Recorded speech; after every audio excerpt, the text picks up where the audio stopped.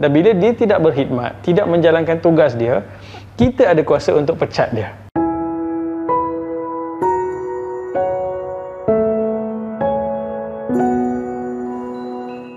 Bila kita lihat kepimpinan, khususnya kepimpinan dalam konteks memimpin masyarakat, dia ada dua mindset yang utama. Ada orang yang kejar nak jadi pemimpin sebab dia nak privilege, kesenangan, kelebihan jadi pemimpin, gaji besar, allowance banyak, makan setiap hari free, naik kereta-kereta mewah, ada jawatan, kemudian pencen.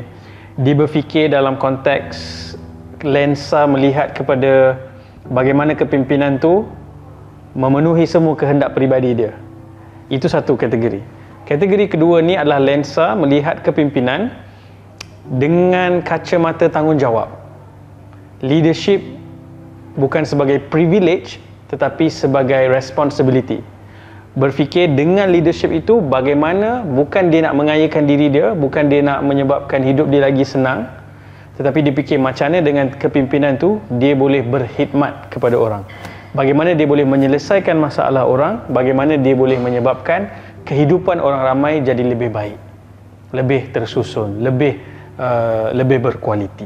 So itu adalah dua lensa ataupun angle, dan pemimpin yang baik adalah tentunya kalau kita panggil YB tu, dia adalah yang berkhidmat lah. Dia datang tu dengan mentaliti, dengan kesungguhan untuk berkhidmat, bekerja untuk orang yang memilih ataupun orang yang berada di bawah kepimpinannya. Kita cuba lihat dalam konteks hari ini. Kalau kat Malaysia kita bercakap tadi tentang lensa berkhidmat atau lensa untuk mendapatkan kelebihan, kemewahan.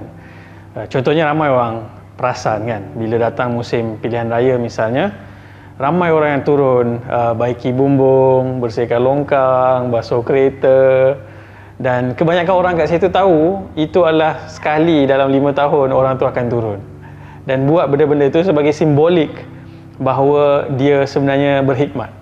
Tapi kemudian mungkin lepas tu dia hilang sehinggalah datang pilihan raya yang akan datang.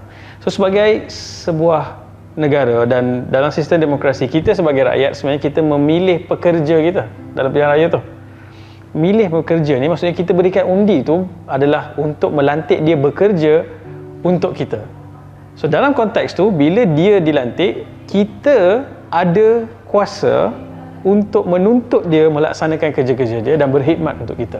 Kerana dia adalah pekerja kita. Dan bila dia tidak berkhidmat, tidak menjalankan tugas dia, kita ada kuasa untuk pecat dia.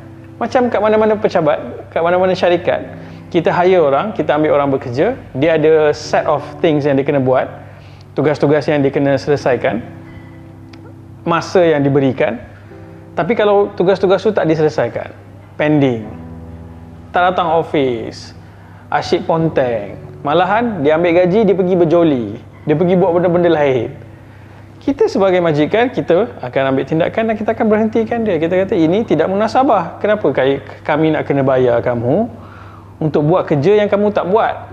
Jadi sama juga dalam konteks kepimpinan, mentality ataupun mindset ini kena wujud bahawa bila satu orang tu menjadi pemimpin, dia sebenarnya sedang bekerja dan kita sedang membayar dia untuk berkhidmat kepada kita.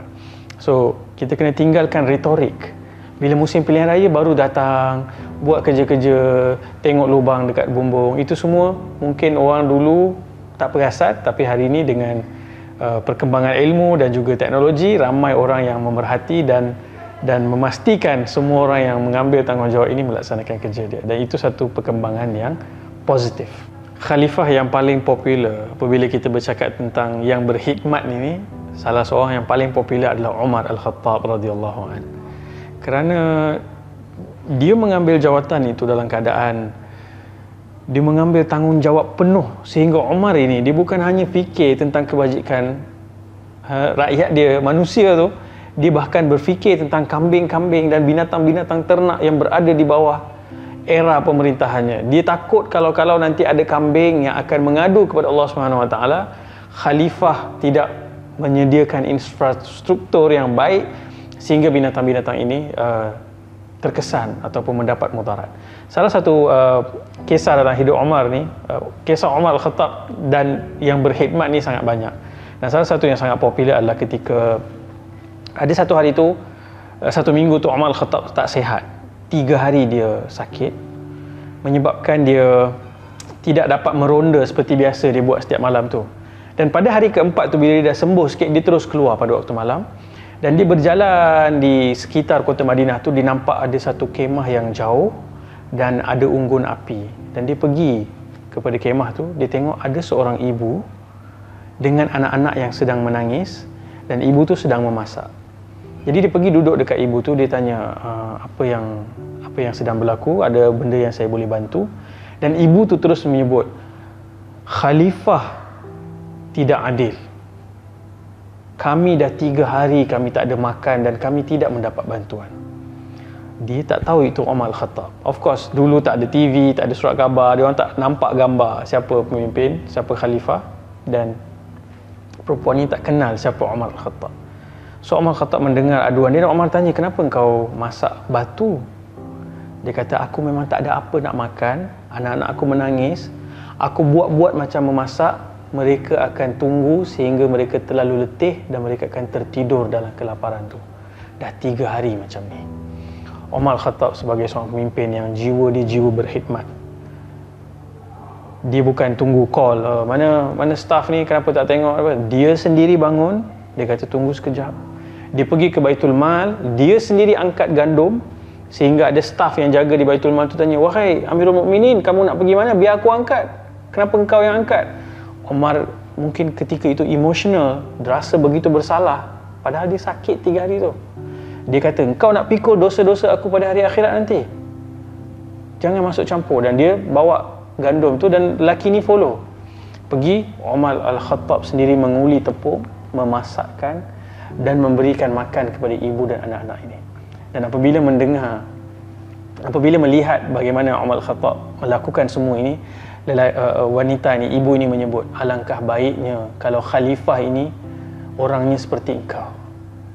Lalu lelaki yang tadi ikut daripada Baitul Mal tu beritahu, wahai ibu, kau tahu tak dengan siapa engkau bercakap? Inilah khalifah, inilah dia Umar Al-Khattab radhiyallahu anhu. Dan perempuan tu terkejut, dia kata, minta maaf, saya tak tahu, saya mohon maaf, saya dengar tuan orang yang adil, saya tak tahu dan saya terlanjur cakap. Mereka kata tak apa, kerana Umar rasa itu tanggungjawab dia dan dia berkhidmat. Dan ada satu lagi kisah yang hampir sama. Satu hari Umar meronda dan dia nampak seorang lelaki duduk di depan kemah, orang jauh datang, duduk di sempadan kota Madinah. Isteri dia meraung kesakitan di dalam kemah, dan dia pergi jumpa dengan lelaki tu, kenapa? Apa masalah ni? Dia kata, isteri aku nak bersalin, tak ada orang nak tolong, dan aku pun tak ada makan. Umar Al-Khattab, ini mentality, ini mindset yang berkhidmat. Dia berfikir macam dia nak bantu, dia boleh bantu lelaki ni, tapi nak bantu perempuan ni kena seorang bidan, wanita. Dia lari balik ke rumah, kejutkan isterinya, bagi tahu, wahai isteriku, Allah telah membuka peluang untuk beramal. Kau nak tak rebut peluang berkhidmat ni?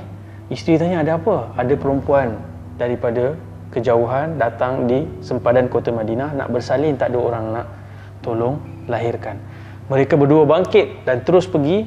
Umar Al-Khattab bawa sedikit makanan, Umar Al-Khattab masakkan makanan, duduk dengan lelaki itu kat luar, dan isteri Umar Al-Khattab pergi dan melahir dan sambut bayi itu. Dan isteri Umar Al-Khattab panggil daripada dalam, bagi tahu, ya Amirul Mukminin, bagi tahu pada rakan kau bahawa anaknya telah selamat dilahirkan. Dan lelaki ni daripada awal tadi tak tahu itu Umar Al-Khattab. Dia yang duduk dekat tepi Umar Al-Khattab tu terjatuh, dan dia kata, Tuan khalifah ke? Saya minta maaf. Dia menggigil ketakutan kerana itu karakter seorang khalifah yang tegas, yang berani, yang kuat. Tapi nak tunjukkan betapa Umar Al-Khattab, dia berfikir untuk berkhidmat, bahkan bila ada waktu peluang, dibuka peluang berkhidmat itu kepada isterinya, dan mereka sama-sama berkhidmat, dan ini berlaku pada tengah malam. Subhanallah, itulah ciri kepimpinan yang kita lihat dalam sirah Nabi SAW. Daripada sirah Nabi SAW ni kita belajar apa? Kita belajar bahawa apabila kita diberikan tanggungjawab, fikiran kita mesti tertumpu kepada bagaimana kita melaksanakan tanggungjawab itu, bagaimana kita berkhidmat kepada orang-orang yang berada di bawah tanggungjawab kita. Kerana Nabi SAW sebut, kullukum mas'ulun an ra'iyati, semua kamu pemimpin, kamu akan dipertanggungjawabkan, kamu akan disoal.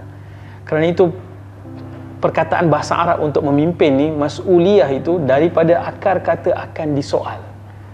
Maksudnya kita mesti ada rasa tanggungjawab. Pemimpin-pemimpin yang ada di kerusi jawatan masing-masing, di peringkat mana pun, jangan silau dengan kemewahan dan kelebihan menjadi seorang pemimpin, tetapi pastikan jelas rasa sedar diri dan rasa tanggungjawab bahawa yang akan dipersoalkan nanti oleh Allah Subhanahu Wa Taala adalah sejauh mana kamu berkhidmat menggunakan kedudukan kamu sebagai pemimpin. Semoga Allah Subhanahu Wa Taala bantu kita semua menjadi pemimpin-pemimpin yang baik, yang ikhlas berkhidmat, memudahkan urusan orang-orang yang berada di bawah kepimpinan kita. Sekian, Assalamualaikum warahmatullahi wabarakatuh.